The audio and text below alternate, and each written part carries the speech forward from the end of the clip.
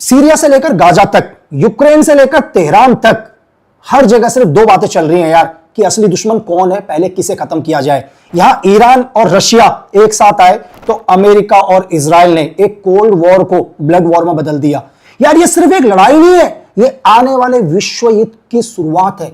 इस युद्ध का एशिया पर क्या असर पड़ेगा, हिंदुस्तान क्या रिएक्शन लेगा, ये हम सब जानेंगे। लेकिन सबसे पहले क्या मोसाद को इतनी इंपॉर्टेंट इंफॉर्मेशन कैसे पता चलती है यार? क्या मोसाद के एजेंट कोई भगवान है, कोई जिन है, या कोई आत्मा है, या कोई सुपर शक्ति है जिन्हें हर चीज पता चल जाता है? उन्हें पता चलता है कि यार ईरान के टॉप कमांडर कहां पर रुके हुए हैं और वो 15 तारीख को एक एयर स्ट्राइक पर 7 कमांडर्स को मार देते हैं यार। उन्हें कैसे पता चलता है कि मुहसिन फखरजादी जो उनके न्यूक्लियर साइंटिस्ट हैं वो किस गाड़ी के अंदर मूव कर रहे हैं और 1500 किलोमीटर दूर से मोसाद उन्हें टारगेट करता है? उन्हें कैसे पता चलता है कि इस्माइल हानिया कौन से गेस्ट हाउस में, किस कमरे के अंदर, किस बेड पर सोने वाले हैं? ये सब कैसे पॉसिबल है? क्योंकि दुनिया के अंदर मोसाद सिर्फ एक ही चीज फॉलो करता है, this is not a war of weapons, this is war of deceptions, because Mossad always believe by way of deceptions thou shalt do war. अगर मैं एक आसान भाषा में समझाऊं तो वो है कि तू दुश्मन से सीधा नहीं लड़ेगा, भ्रम फैलाएगा, उसको धोखे में रखेगा, और जब दुश्मन को यकीन हो जाएगा कि वो सेफ है तब तू उस पर अटैक करके उसे खत्म करेगा। ये थॉट है मोसाद का, इसी सिद्धांत पर काम करता है मोसाद। लेकिन आपको क्या लग रहा है यार कि इतना बड़ा मिडिल ईस्ट में जो हलचल चल रही है, और रशिया और यूक्रेन का लगातार वॉर हो रहा है, और लगातार इजराइल और ईरान का युद्ध, ये एक ही दिन के अंदर पॉसिबल है? यार आज हम लोग भी अगर हमारे पड़ोसी से हमारा झगड़ा होता है ना तो हम प्लान करते हैं यार एकदम से पड़ोसी से झगड़ा नहीं करेंगे।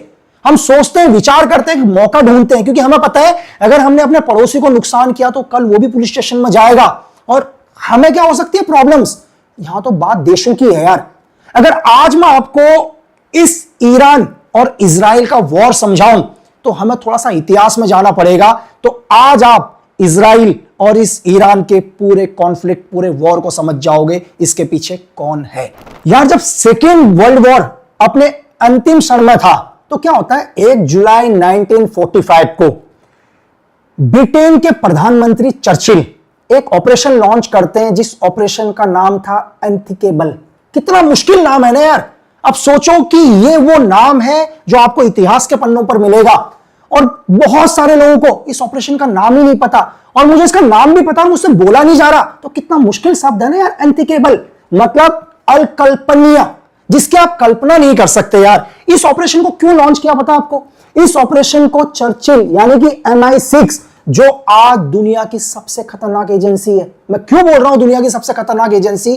क्योंकि जिस ब्रिटेन का, जिन अंग्रेजों का कभी सूर्य अस्त नहीं हुआ, और आज 2025 में आप हमेशा सुनते हैं यार कि ISI टेररिज्म, मोसाद दिन रात ऑपरेशन कर रहा है, CIA दुनिया की सरकार पलट दी, लेकिन आप कभी MI6 का नाम ही नहीं सुनते यार। क्या वो अंग्रेज शांत रह सकते हैं जिन्होंने पूरी दुनिया को अपना गुलाम बनाया है? तो कुछ ऑपरेशन पर्दे के पीछे होते हैं जो कभी सामने नहीं आते, लेकिन कई देशों को इतिहास के पन्नों से मिटा देते हैं यार। तो यही वो ऑपरेशन था जो 1945 से चल रहा है और आज भी लगातार चल रहा है। ये मैं क्यों कह रहा हूं आज भी लगातार चल रहा है, आप धीरे धीरे समझोगे। इस ऑपरेशन का पहला टास्क क्या था MI6 का? इनका पहला मकसद था कि वो सारे देश जिन्होंने जर्मनी, इटली और जापान के खिलाफ युद्ध लड़ा, मतलब नाजियों के खिलाफ युद्ध लड़ा, अब उन सबको क्या करो, आपस में लड़ा दो, क्योंकि वो पावरफुल नहीं बनने चाहिए। इनका पहला मकसद था USSR को खत्म करना, क्योंकि इन्हें पता था कि USSR आने वाले टाइम में इस दुनिया का सबसे बड़ा सुपर पावर बनेगा। तो MI6 के इस ऑपरेशन के लगातार चलते हुए 1991 में USSR टूट गया यार।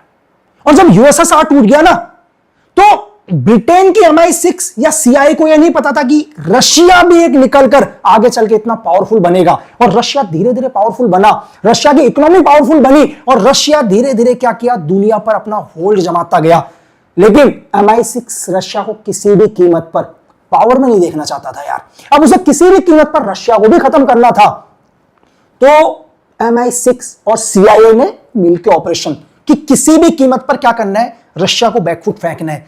और उन्होंने मोहरा किसको बनाया? मोहरा बनाया यूक्रेन को। और यूक्रेन को बोला कि यार आप नाटो के साथ जुड़ जाओ करके। यूक्रेन को ऑफर अच्छा लगा यार, उसने कहा ठीक है यार, बड़े बड़े पावरफुल देश मेरे से मिल लेंगे तो मैं भी पावरफुल में आ जाऊंगा। लेकिन रशिया कभी नहीं चाहता था यार, रशिया चाहता ही नहीं था कि वेस्ट नाटो आके उसके दरवाजे पर रहे। रशिया ने इसका विरोध किया, लेकिन यूक्रेन ने बोला नहीं भाई, मेरे पीछे तो पावरफुल देश है यार। लेकिन यूक्रेन को कभी नहीं पता था कि वो एक प्रॉक्सी के तौर पर यूज हो रहा है, और अगेंस्ट कर दिया रशिया के। और 24 फरवरी 2022 को रशिया ने डायरेक्ट वॉर स्टार्ट कर दिया यूक्रेन के खिलाफ। और आज भी यूक्रेन का वॉर चल रहा है यार, ये वॉर नहीं रुका। इसमें लाखों लोग बेघर हो गए, हजारों सैनिक शहीद हो गए, पूरी इकोनॉमिक क्रश हो गई। आपको पता है यूक्रेन 100 साल पीछे चला गया। अगर आज यूक्रेन का मलबा उठाने भी जाओगे तो 50 साल तो यूक्रेन के मलबा उठाने को लग जाएंगे यार। लेकिन ना ब्रिटेन को कोई फर्क पड़ा, ना अमेरिका को कोई फर्क पड़ा, बस यूक्रेन तबाह हो गया। हाँ बेशक फर्क पड़ा रशिया को, रशिया धीरे धीरे कमजोर हुआ, लेकिन रशिया फिर भी फाइट कर रहा था यार। यहीं पर गलती क्या करता है ईरान? ईरान की सबसे बड़ी गलती, ईरान ने क्या किया? ड्रोन से मदद करनी शुरू कर दी रशिया की।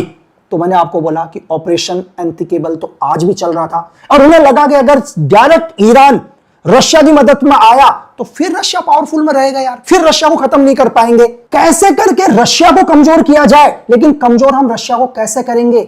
जब ईरान को खत्म करेंगे, या जब ईरान या तो खुद को बचा ले या रशिया को सपोर्ट कर ले, दोनों चीज एक ही हो सकते हैं। तो हम थोड़ा सा ईरान की हिस्ट्री को भी जान लेते हैं, ताकि आज के ईरान को और इजराइल और ईरान के युद्ध को समझ पाओ। थोड़ा सा पीछे आ जाते हैं यार, 1979 तक सब कुछ बढ़िया था, ईरान की कोई दुश्मनी नहीं थी, क्योंकि ईरान के अंदर जो गवर्नमेंट थी वो यूएस की गवर्नमेंट थी यार, यूएस को सपोर्ट करती थी। लेकिन 1979 में यार ईरान में क्रांति होती है, ठीक है, ईरान की सरकार बदलती है और वहां के नए प्रधानमंत्री बनते हैं यार खुमानी, ठीक है। और खुमानी ने सीधे बोल दिया भाई कि अमेरिका हो या इजराइल हो, ये शैतान के बच्चे हैं यार, ठीक है। यहीं से क्या होता है, पहली बार कॉन्फ्लिक्ट शुरू होता है ईरान का यूएस के साथ, और लगातार ये कॉन्फ्लिक्ट चल रहा था यार। हर बार ईरान और अमेरिका या इजराइल ये सबसे बड़े दुश्मन थे। लेकिन 2015 के अंदर ईरान को एक ऑफर दिया गया, और ईरान को बोला यार कि ठीक है, तुम्हें परमाणु बम बनाना बंद कर दो भाई, ये न्यूक्लियर बम बंद कर दो, ठीक है। और ये 5 देशों ने 5+1 ने दिया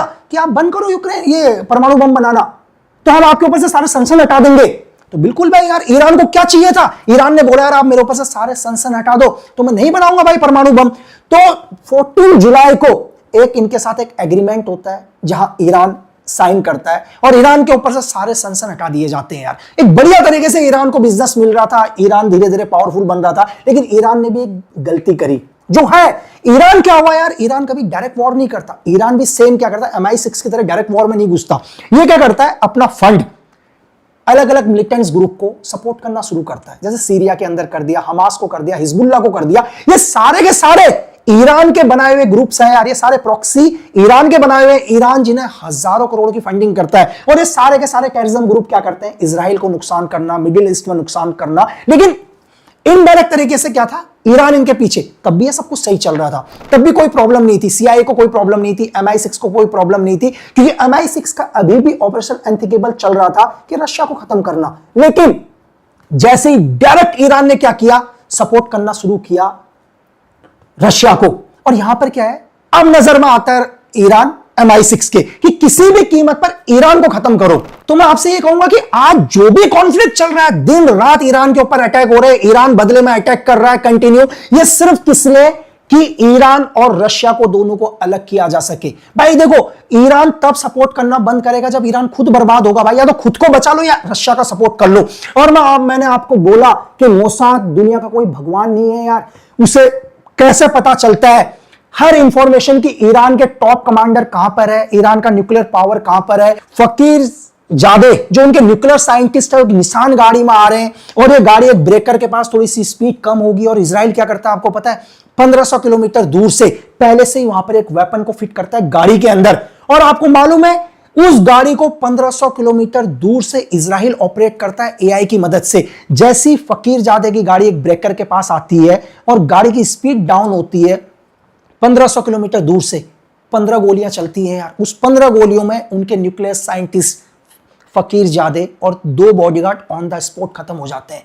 बात वो नहीं है कि इजराइल ने इतनी दूर से फायर किया, बात यह है कि इजराइल के मोसाद को इतनी सटीक इंफॉर्मेशन कैसे थी, इजराइल के मोसाद को कैसे पता था कि हानिया इस गेस्ट हाउस में जाएंगे, इस कमरे के अंदर रुकेंगे और ब्लास्ट में हानिया को मार देता है। मैंने आपको अभी भी बोला कि दुनिया का कोई भी सीक्रेट सर्विस, चाहे वो MI6 हो, मोसाद हो, RNW हो, ISI हो, CIA हो, भगवान नहीं है। आप और हमारे जैसे लोग हैं, लेकिन ये क्या करते हैं, ये उन लोगों को अपना एसेट बनाते हैं जो इनको सही इंफॉर्मेशन दे सकें, और एसेट बनाने के लिए ये हर तरीका यूज करते हैं। ये खरीदते हैं, डराते हैं, उनकी कमजोरियों को जानते हैं। सेम साम दाम दंड भेद, किसी भी कीमत पर उस देश के उन लोगों को अपने साथ मिलाओ जिनकी इंफॉर्मेशन से उस देश को बर्बाद किया जा सकता है। तो मैंने आपको बोला कि किसी भी देश को बर्बाद करने के लिए जो सबसे इंपॉर्टेंट चीज है वो है इंफॉर्मेशन। जो आज ईरान से हर इंफॉर्मेशन किसको मिल रही है, मोसाद को मिल रही है, CIA को मिल रही है, MI6 को मिल रही है, क्योंकि ईरान के वो सारे लोग आज इजराइल के साथ या मोसाद के साथ काम कर रहे हैं जिनको पैसों की जरूरत है, लालच के लिए या किसी डर के मारे, उनकी कोई भी मजबूरी हो, वो डायरेक्ट या इनडायरेक्ट तरीके से क्या कर रहे हैं, इजराइल को इंफॉर्मेशन दे रहे हैं, और इजराइल बिल्कुल सही जगह पर अपने दुश्मनों को टारगेट कर रहा है। और आज आपको मैं ये बताऊं कि ईरान के अंदर आधी से ज्यादा जगह मोसाद ने कवर करी है यार। हर रोज गाड़ियों के अंदर धमाके हो रहे हैं। आपको क्या लग रहा है कि इन गाड़ियों में 2 दिन पहले प्लानिंग करी है? ये सालों की प्लानिंग होती है यार, कि कब यूज करना है। हो सकता है कि आज किसी जगह पर प्लान किया हुआ बॉम्ब 5 साल के बाद ब्लास्ट किया जाएगा, क्योंकि आज तो उस देश के साथ कोई दुश्मनी नहीं है। हमारी दुश्मनी तो 5 साल के बाद हो सकती है, तो 5 साल के बाद यूज किया जाएगा। तो कोई भी सीक्रेट सर्विस किसी देश को बर्बाद करने के लिए 2 दिन 3 दिन पहले नहीं करती यार, सालों से पहले ऑपरेशन शुरू हो जाता है। जैसे मैंने आपको बताया कि 1945 में ऑपरेशन स्टार्ट हुआ, आज भी वो ऑपरेशन चल रहा है। उस ऑपरेशन का एक ही मकसद है कि दुनिया में अगर पावरफुल रहेंगे तो 1 या 2 ही दोस्त रहेंगे जो पूरी दुनिया में अपनी हुकूमत करेंगे। और यार मिडिल ईस्ट में ये लड़ाई नहीं रुकेगी, ये और बढ़ती जाएगी, क्योंकि आपको पता है 1 अक्टूबर 2025 को MI6 की हिस्ट्री में पहली फीमेल चीफ बनने जा रही है बी मैथ्रीवेली। ये बिल्कुल एंटी रशिया है यार, नफरत करती है रशिया से। और आपको मैं बताऊं कि आने वाले टाइम में ये युद्ध और बढ़ता जाएगा। अब आप ये कह रहे होंगे कि यार इन सब का हमारे देश में क्या फर्क पड़ेगा। जैसे मैंने आपको बोला कि एशिया में क्या फर्क पड़ेगा, हमारे हिंदुस्तान में क्या फर्क पड़ेगा। मैं आपको आसान तरीके से समझाता हूं यार हिंदुस्तान में क्या फर्क पड़ेगा इससे। देखो, आज इजराइल और ईरान का युद्ध चल रहा है।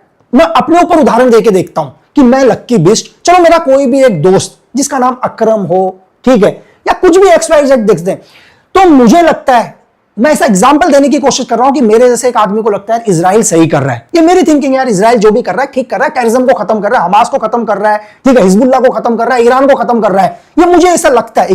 तो अकरम को क्या लगेगा? अकरम को लगता है नहीं, असल इजराइल बहुत गलत कर रहा है। इजराइल क्या कर रहा है? गाजा में बच्चों को भी टारगेट कर रहा है, हमास की आड़ में बहुत सारे सिविलियंस को भी मार रहा है, ये अकरम को लगता है। लेकिन हम हजारों किलोमीटर दूर बैठे हैं यार भाई, ना तो मेरी दीपावली में इजराइल मुझे मिठाई भेजता है, ना उसके ईद में ईरान उसे बिरयानी भेजता है। हम दोनों को ना तो इजराइल मदद करता है ना ईरान मदद करता है। लेकिन साइकोलॉजी हमारे दिमाग में डाल दी यार उसने, क्या डाल दी कि एक को ईरान के सपोर्ट में कर दिया, एक को इजराइल के सपोर्ट में कर दिया, जबकि हमारा उस वॉर से कोई मतलब नहीं है।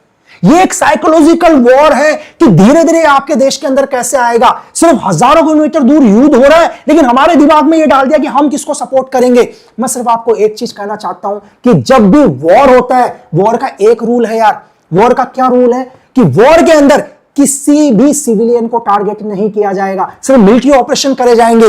एक मिलिट्री दूसरे मिलिट्री को टारगेट करेगी, लेकिन यहां तो सारे रूल्स ब्रेक हो जाते हैं यार।